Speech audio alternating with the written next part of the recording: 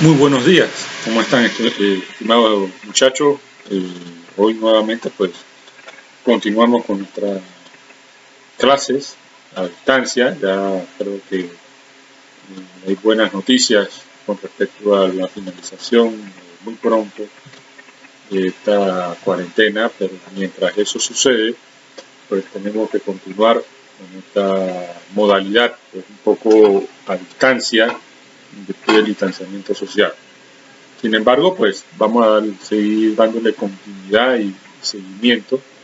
Hoy con un tema que básicamente es una continuación de lo que habíamos visto la semana pasada sobre los derechos fundamentales del Estado. Hoy específicamente vamos a hablar y analizar puntualmente uno de los principios que sostienen las relaciones internacionales entre un país y otro, entre un gobierno y otro, que es precisamente el principio de no intervención dentro de los estados.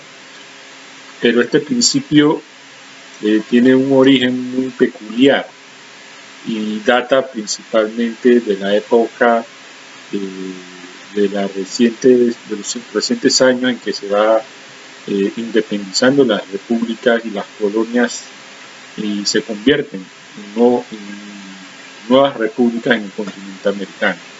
Cuando se da la finalización de la colonización española, del imperio español, y básicamente por algunas actuaciones que se estaban observando, se toma como un mecanismo de defensa de algunos estados y se plantea este nuevo principio de no intervención, pero tiene un origen bien peculiar y eso es lo que vamos a ver en el día de hoy. Antes de comenzar, pues, también quiero señalarles que para la próxima semana vamos a hacer nuestro primer parcial de todos los temas que hemos abordado hasta ahora. Yo les voy a enviar un formato de examen parcial a través del correo electrónico del grupo y también les voy a señalar las indicaciones con la vía del WhatsApp. Ya hemos tenido como un mecanismo de trabajo y en este sentido pues vamos a desarrollar ya nuestra primera prueba parcial la próxima semana hasta el tema que vamos a ver en el día de hoy. Es bastante corto, bastante sencillo, así que espero que pues, hayan podido durante esta semana ir repasando todos los conceptos que hemos estado desarrollando para hacer nuestro primer examen la próxima semana. Bien, vamos a iniciar pues, con el tema de hoy, que es pues, básicamente sobre el principio de no intervención.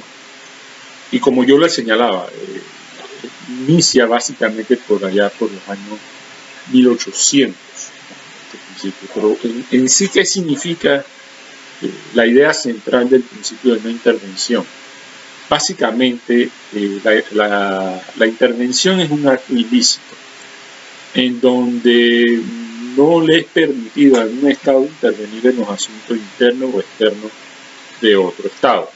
Este principio de la no intervención podríamos resumirlo en dos definiciones puntuales. Una que define la intervención como el acto por el cual un Estado pretende impedirle a otro Estado el pleno y libre ejercicio de su soberanía.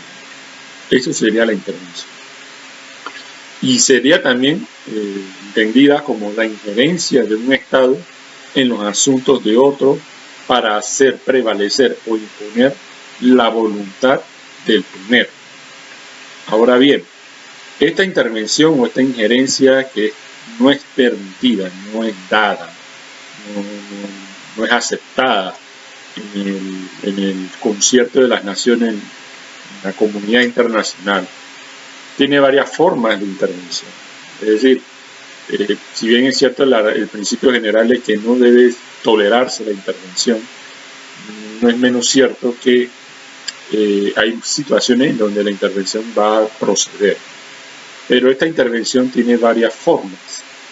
Por un lado, las dos primeras formas más tradicionales, la diplomática, La intervención diplomática es la imposición de la voluntad de un Estado hacia otro de manera oficiosa o de manera a través de actos públicos, ¿no? De forma oficial, a través de los mecanismos diplomáticos. Y la otra tradicional es la intervención armada, que es el uso de la fuerza.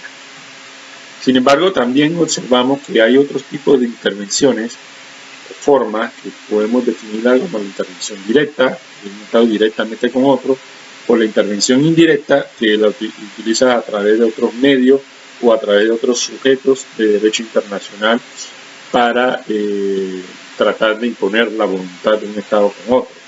También la intervención individual, que es un solo Estado hacia otro Estado, o la intervención colectiva, que es cuando hay una pluralidad de Estados.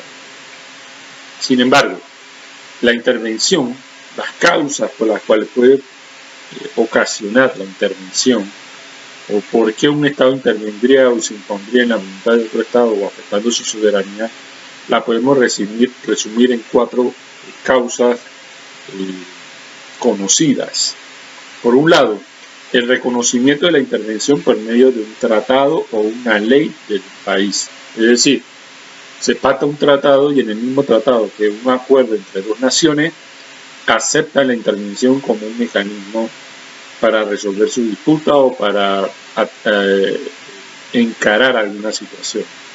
O de forma unilateral un Estado acepta dentro de su propia legislación nacional, dentro de su propio orden público, la intervención de otro Estado. Ya eso sería algo bastante aberrante o bastante leonino, que un gobierno permita la intervención de otro Estado. La segunda es la existencia de un peligro inminente o la propia conservación de ese Estado.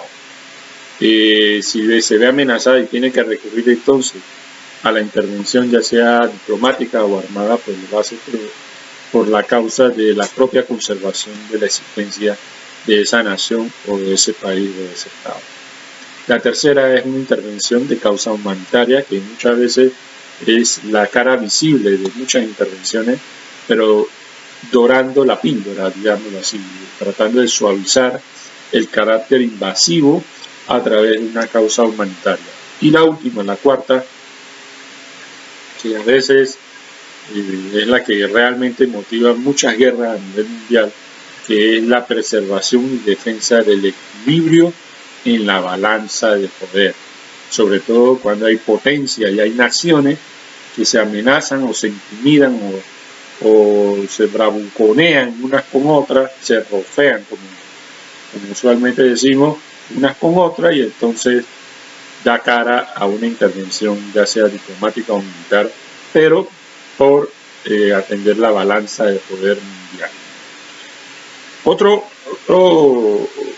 En resumidas cuentas, de regla general la intervención es prohibida cuando se ejerce en interés exclusivo de un Estado o de sus nacionales, pero es admitida cuando la intervención se hace para la conservación de un Estado por razones humanitarias o en virtud de un tratado.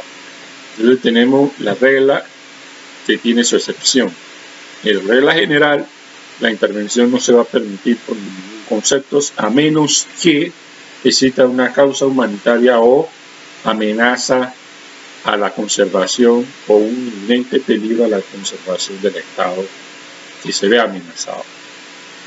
Bien, todo esto nos lleva a recordar un poco el origen de este principio de la intervención, y yo, como lo señalaba, básicamente se va formando a raíz de las independencias que se dan en el nuevo continente, en el nuevo mundo, en América. Y como la mayoría de los países americanos provenían de una colonización europea, en donde todavía existía el temor de que los pueblos europeos, las naciones europeas, pretendiesen reconquistar América, entonces se observa que este principio de intervención o la intervención como mecanismo de conquista es más benévola o aceptada por los países europeos, lógicamente por su arraigo y su origen. Sin embargo, en los países de América es rechazada rotundamente y de manera enérgica este mecanismo de intervención de un Estado autónomo. Esto nos lleva al principio o al origen del principio de no intervención. Y lo encontramos por allá por el año 1823, casi reciente las últimas independencias que se van dando en el continente americano. Y su origen principal es una doctrina que se promulga por parte del presidente Monroe en Estados Unidos por allá por el año 1823. ¿Y qué decía esta doctrina? Básicamente dice o surge para hacerle frente a la Santa Alianza que se formó entre las naciones europeas de Prusia, Austria y Rusia, que pretendían proteger las diferentes monarquías que había en Europa, pero también con un fin o un segundo objetivo, que era la reconquista de América. Es decir, los países europeos, una vez que todas las naciones latinoamericanas o americanas más bien comenzaron a independizarse, había una idea o un principio de reconquistar nuevamente América por parte de los países europeos. Entonces, en 1823, el presidente Monroe de Estados Unidos propugna o enuncia esta doctrina, pero es una premisa de forma unilateral. Es decir, que es por la iniciativa de Estados Unidos, como se estaba alzando como una potencia, sobre todo por la revolución industrial, el descubrimiento del petróleo, el dominio del hierro, los grandes ferrocarriles, ya Estados Unidos comenzaba a empinarse como una potencia hegemónica. Entonces, el presidente Monroe dicta esta doctrina de forma muy unilateral y dice, en 1823, dos premisas fundamentales sostienen la doctrina Monroe: la no intervención de los Estados Unidos y de Europa en los asuntos internos ni externos de las repúblicas americanas, y dos, la no colonización de ningún territorio situado en el hemisferio occidental por parte de Europa. El hemisferio occidental somos nosotros, América. Entonces, de forma unilateral, se marca un nuevo inicio de esta doctrina, la doctrina Monroe, en 1823. Sin embargo, muchachos, las cosas siempre va a depender de un ángulo de cómo se observen la realidad o las medias verdades. Y es una realidad que esta doctrina Monroe se fue evolucionando por etapas. En un inicio era para protegerse de la Santa Alianza, y Estados Unidos es el que propugna esta doctrina, dándonos la idea de que ya va creando un esquema para el nuevo continente. Y es que una vez que ya todas las naciones van reconociendo esta doctrina como algo positivo, favorable, viene una segunda etapa de la doctrina Monroe. Se va aplicando y se va ejecutando en un periodo de tiempo muy largo. Pensemos un poco, 1823, y ahora en la segunda etapa se marca un periplo de 1823 a 1845. ¿Qué ocurre?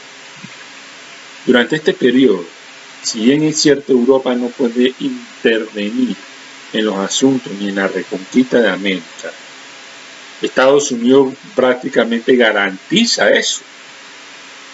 Todas las naciones que se fueron independizando, que fueron recientes, fueron formándose como república, observaron positiva la doctrina Monroe, la vieron muy favorable, ¿no? Dado que la asimilan como una doctrina con la intención de que se elimine cualquier intervención europea en América. Pero la doctrina no se convierte en un principio de derecho internacional, es decir, no se convierte en una obligación internacional para todos los países del mundo. No, la doctrina Monroe se mantiene como una decisión unilateral por parte de Estados Unidos. Y dado esto, no se jerarquiza este principio de no intervención.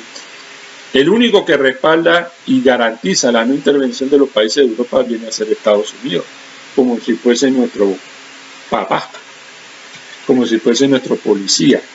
Y es así como va comenzando el nuevo imperialismo encabezado principalmente por Estados Unidos. Y miren que algo así sucede porque Estados Unidos mantiene de aliado histórico al Reino Unido de Inglaterra. Y en esa etapa de 1823 a 1845 hubo varias intervenciones de parte de los ingleses en el continente americano y que Estados Unidos se mantuvo neutral y no hizo nada para impedir esa intervención. Dos casos muy conocidos fueron, uno, en 1833, el caso de las Islas Malvinas o las llamadas Islas Falkland, en donde Inglaterra invade estas islas y se apodera de estas islas, las Islas Falkland, las Islas Malvinas, que la nación argentina constantemente las reclama. Pero Estados Unidos, en virtud de esa propia doctrina Monroe, se mantuvo neutral y no impidió esta intervención armada por parte del Reino Unido hacia Argentina. Y otro caso también por parte del Reino Unido es que en 1835 se da la colonización de Belice, es muy cerquita de Guatemala, está muy cerca de Estados Unidos y simplemente se mantiene neutral los Estados Unidos con su aliado el Reino Unido. ¿Qué nos lleva a esto? Nos lleva entonces a una tercera etapa de la doctrina Monroe, que inicialmente empieza garantizando la no intervención por parte de los países europeos, a excepción del Reino Unido. Sin embargo, en la tercera etapa vamos a observar que se caracteriza por la hegemonía de Estados Unidos. Y esta tercera etapa va precisamente de 1845 a 1928. Es el periodo en donde ya Estados Unidos se va consolidando como nación poderosa. Recordemos que en este periodo, esta tercera etapa, se dan para el caso de Panamá dos grandes construcciones que garantizan y aseguran la hegemonía de Estados Unidos. Uno, la construcción del ferrocarril transísmico, que fue en 1850. Y dos, la construcción del canal, que fue en 1903. Y es en este ejemplo, estos dos ejemplos, aparte también de una dominación o intervencionista en Cuba, la de Panamá en 1903, y también hubo una en 1895 por parte de Estados Unidos, que se da una controversia anglo-venezolana sobre los límites de Guyana, y Estados Unidos entonces interviene para garantizar los intereses de Estados Unidos en Guyana. Y es ahí en donde en esta tercera etapa de la doctrina Monroe, si bien es cierto no se dan intervenciones europeas en el resto del continente, salvo las que lleva a cabo el Reino Unido, ningún otro país europeo se inmiscuye en los asuntos de América o se inmiscuye en los países de América con el afán de reconquistar. Solo que Estados Unidos entonces se va apoderando y se va dominando fundamentalmente, ya estableciendo su dominio en el continente, y se asegura como potencia hegemónica en el continente americano. Y llega a un punto en donde ya Estados Unidos ya no necesita intervenir más, porque ya a todos los países pues ya lo tiene asegurado. Y en 1933, de una manera muy benévola por parte de Estados Unidos, nos indica a través del presidente Theodore Roosevelt que en realidad la nueva política dentro de la doctrina Monroe, que ya prácticamente muta, más que terminar, muta, en donde ya no se va a utilizar la intervención armada, el uso de la fuerza, Y dice el presidente Theodore Roosevelt, pero teniendo claro que en realidad él la implementa, la aplica, pero la doctrina Monroe se promulgó ya su conclusión en 1929. La tercera etapa de la doctrina Monroe va de 1845 a 1928, por ahí, 28-29, justo años antes de la recesión. Pero no es hasta 1933, en Theodore Roosevelt, que se proclama la nueva corriente o la nueva tendencia de la doctrina Monroe, que es la llamada buena vecindad, la política de la buena vecindad. Y esta buena vecindad simplemente señalaba que Estados Unidos renunciaba a todo tipo de intervención armada en el continente americano y se compromete a no auspiciar ninguna forma de intervención armada. Ya llega a este punto en donde viene otro nuevo estilo de política, en donde se va a fundamentar y se va a enraizar más la cooperación que puede ejercer Estados Unidos con los demás países, pero siempre protegiendo y salvaguardando sus intereses como Estados Unidos. Ello nos lleva también a analizar dos doctrinas más dentro del principio de no intervención. Ahora es una nueva variable o variante del principio de no intervención, que ya se va enraizando, primeramente porque Estados Unidos garantiza que las naciones europeas no van a reconquistar los pueblos y las repúblicas americanas que se habían independizado. Sin embargo, Estados Unidos garantiza eso. Así que más o menos es aceptar que Estados Unidos es, en el hemisferio occidental, el garante de la soberanía e independencia de las naciones. Cosa que es un poco irónico que otro estado te garantice a ti tu soberanía e independencia. Pero bueno, así es la historia, así es como se cuenta la historia, y es la realidad que sucedió durante estos 100 años, de casi 1823 a 1928. 100 años fundamentalmente. Sin embargo, en el fragor de esos tiempos, ¿no? Existe un estudiante de doctorado en Francia que da nombre a una nueva doctrina, la llamada doctrina Calvo, que hace una variante al principio de no intervención. ¿Y en qué consiste? Bueno, si bien es cierto que los países europeos ya no van a reconquistar utilizando la intervención armada, por lo menos, diplomática, no es menos cierto que Europa es uno de los principales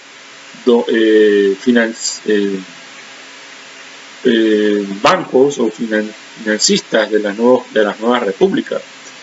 Los gobiernos europeos financiaban a los nuevos gobiernos de América. Y en ese sentido, pues, establecían relaciones contractuales con los nuevos países y las nuevas naciones. Entonces había una relación de dependencia económica, producto también de los créditos que existía entre los nuevos países, sobre todo entre América y Europa. Si bien es cierto, ya no es por la vía de la reconquista, pero las naciones europeas que financiaban a las nuevas naciones ejercían cierto control, cierto dominio en ellas. Y es ahí en donde este estudiante de doctorado, Calvo, plantea esta idea. Si en el derecho internacional estricto el cobro de crédito y la gestión de reclamaciones privadas no justifica de pleno la intervención armada de los gobiernos, y como los estados europeos entre sí aplican este principio de que no van a intervenir militarmente para el cobro de un crédito, el Entonces plantea, si es así entre los países europeos, así también debe aplicarse en las relaciones recíprocas que hay entre los países de América con los países europeos. Y es así como que lleva y plantea esta nueva doctrina o este principio en la que por el efecto de cobros y reclamaciones privadas, los países europeos no van a intervenir en los países americanos. Va cambiando, va mutando. Ya no solamente es depender de la garantía que nos pueda brindar unilateralmente Estados Unidos, que ya vemos que tuvo su neutralidad con las intervenciones del Reino Unido. Ahora ya hay un principio de derecho internacional, porque recordemos que la doctrina Monroe era una decisión unilateral, pero ahora hay un principio de derecho internacional en donde ya obliga más a las naciones del mundo a no recurrir a la fuerza para el cobro de crédito o la gestión de reclamaciones privadas. La doctrina la doctrina Calvo dice, es una estipulación llevada a los contratos en que un Estado pacta con un individuo o una corporación de otro Estado y por la cual estos últimos renuncian a la protección que le puede brindar su nación y se obligan a sujetarse al dictamen de las autoridades judiciales nacionales. Es decir, si nosotros como Estado, Panamá por ejemplo, tiene una empresa de origen francés, español, ruso, alemán, y existe una reclamación por parte de estas naciones, de estos inversionistas, pongámoslo así, en donde estas corporaciones se ven la necesidad de establecer un litigio con el Estado que recibe la inversión, en este caso Panamá. La doctrina Calvo señala que estas corporaciones o estos inversionistas o individuos renuncian a la reclamación que pudieran hacer a través o renuncian a la protección que le pudiera brindar su estado original, su estado de origen, y aceptan que esa reclamación la pueden hacer ante los tribunales nacionales o las jurisdicciones nacionales. Es un principio que está firmado y pactado en todos los contratos en donde el Estado es parte y llámese con otra nación. Ahora bien, este tema también muta y va cambiando y se plantea una nueva doctrina en 1907, que es la doctrina Drago. Esta doctrina Drago se aprueba en la Conferencia sobre la Paz de La Haya y señala ya de manera convencional, es decir, por acuerdo de todos los países, que se limita el uso de la fuerza para el cobro de las deudas contractuales. En la doctrina Calvo, el individuo renuncia a la protección de su Estado, protección que no podía ser militar, pero la presión diplomática era un recurso.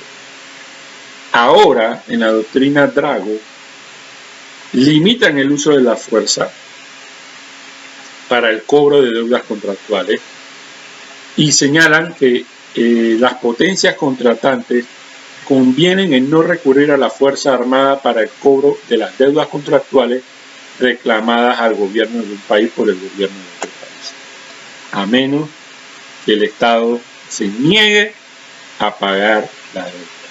Esa es la excepción de la doctrina Drago. Si el Estado que es demandado se niega a pagar la deuda, entonces puede haber uso de la fuerza, cosa que no ha ocurrido, pero más bien de la fuerza diplomática y la presión diplomática. Muy bien, estas doctrinas que ya algunas se han convertido en principio de derecho internacional, y bueno, la otra que fue el origen, la doctrina Monroe, que fue una doctrina unilateral por parte de Estados Unidos, son las bases de lo que hoy conocemos como el principio de no intervención, en donde se garantiza la soberanía e independencia de los Estados, en donde no debe intervenir uno o imponer la voluntad de uno con respecto a la soberanía de otros. Bueno, y esto es interesante hoy en día porque ya observamos cómo se dan nuevas formas de intervención. Hasta no hace mucho, la semana pasada, la Unión Europea incluye a Panamá en una nueva lista de países que facilitan el lavado de dinero y el terrorismo. Estas son nuevas formas de presión diplomática y de intervención diplomática, en la que van doblegando a los países, lo van haciendo más sumisos. Y ustedes observarán dentro del escenario que nosotros vivimos constantemente con esta noticia, que existe un reclamo y una queja permanente por parte de Panamá, en donde constantemente la Unión Europea incluye a Panamá en diferentes listas de diferentes colores. Y Panamá, procurando evitar la nueva inclusión en una nueva lista, trata siempre de acoger las recomendaciones que algunas entidades y organismos internacionales le sugieren o le piden a Panamá para que adopte. Estas intervenciones disfrazadas, pues ya no ejercidas de un estado hacia otro, sino que ahora las presiones vienen por parte de organismos, llámese Organización para el Desarrollo Económico y la Cooperación, la llamada OCDE, o a través de bloques supranacionales como lo es la Unión Europea. La intervención siempre va a existir porque es la forma de dominio que hay entre las diferentes naciones del mundo, y en donde las potencias y las naciones fuertes pues, mantienen su supremacía sobre las naciones en desarrollo o naciones que van emergiendo. Esa es la nueva ola, la nueva forma del principio de una intervención un poco disfrazado, y por eso se señala que la intervención puede ser de forma indirecta. Bien, bueno muchachos, con este tema pues vamos a dejarlo por hoy en este contexto. El principio de no intervención es bien interesante, y recordemos que para la próxima semana tendremos nuestro primer parcial. Yo les voy a señalar las indicaciones al respecto, pero eso sí, durante esta semana les recomiendo que estudien y repasen todo los material que hemos dado hasta el día de hoy. Así que para mí es un placer nuevamente contactarme con ustedes, espero volverlos a ver y les deseo mucha buena salud. Cuídense y cuiden a los suyos. Chao.